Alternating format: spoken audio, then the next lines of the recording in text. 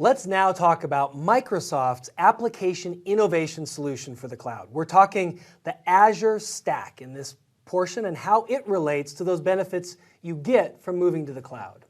So first thing I want to make sure that I stress is that there is an end-to-end toolkit available in Azure and the Visual Studio environment for building out your entire apps. You don't need to be pigeonholed into doing infrastructure as a service, or needing some piece of a component, or needing to go outside to get data analytics, or go outside of Azure to go get something like authentication. Can you? Absolutely. But all of it is also embedded right there in Azure. There is a wonderful end-to-end solution for developers that is extraordinarily powerful. Data platforms, for instance, the ability to generate really strong analytic solutions that can include machine learning in the back end and recommendations engines just out of the box. All of those are available right here in the Microsoft Azure Innovative Applications suites that we have. So when we talk about the application suites that we have, we want to be able to mention that Azure allows you to target any platform using any technology. So you can host web applications, for example, and they could be .NET applications, they could be Node.js applications. You could have databases that are relational databases like SQL, or you could have NoSQL databases and leverage DocumentDB. So really, Azure allows you to target any platform with any technology, which makes it really flexible and open. You're not locked into specific technology stacks or specific languages. Then Azure makes you really productive. You can develop apps with great speed and agility, and you're able to deploy your applications really quickly. There's a lot of SDKs, again, available for a wide variety of languages. Those SDKs will help you take your applications and not just lift and shift them up into Azure so that they're hosted in Azure, but actually be coding for specific scenarios and specific functionality that Azure gives you capabilities in. And then there's a broad reach for every line of code that you have. You can deploy these applications to IaaS in an Azure VM, which you may then want to put onto an on-premise VM for some reason, right? You don't get locked in. Your code that you write can be deployed to a very broad reach of scenarios. That same application which you're deploying to IaaS can then be deployed as a web application and hosted in the PaaS platform and gain all of the capabilities and features that the PaaS platform unlocks for you when you host an application in web apps. Let's once again hit some of the important issues. We've got virtual machines, storage, networking. This is kind of that infrastructure layer. And we're going to care deeply about the infrastructure layer when we're building applications that need those infrastructure services. Now, when we talk about platform as a service, the higher level ones, we will still be calling into things like storage and may choose to engage some networking components as well. So for instance, if we want to extend our on-premises infrastructure to Azure in kind of a wide area network type relationship with Azure to extend our network in, we'll need to talk about networking. And this may even impact things like platform as a service solutions that we may want to have a direct connect back into our on-premises data center. We'll talk about that when we get to the hybrid approach to IT. But right now, let's talk about some of the platform as a service areas that we're going to cover. First is app service. These are things like web apps, mobile apps, API apps, and logic apps. All four of those fall under this umbrella of an app service. And we're going to have a section where we will talk more in depth in each of those app service areas.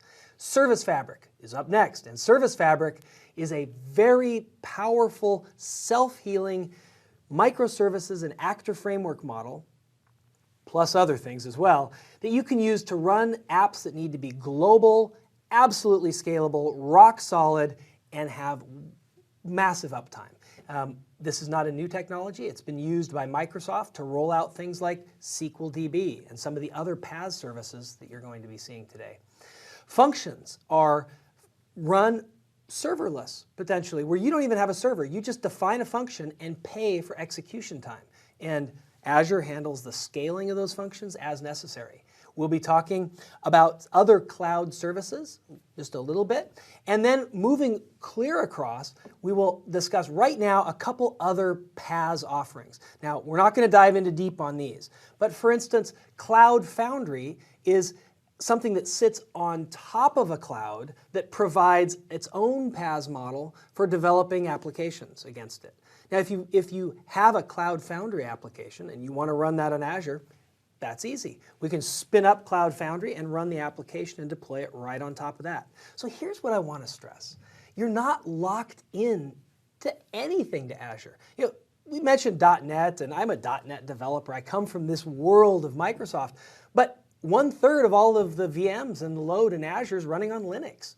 And if you want to write something in a completely different PaaS platform, a lot of times you can spin that up and run it in Azure. There's this breadth and this availability and this openness to Azure that is absolutely amazing.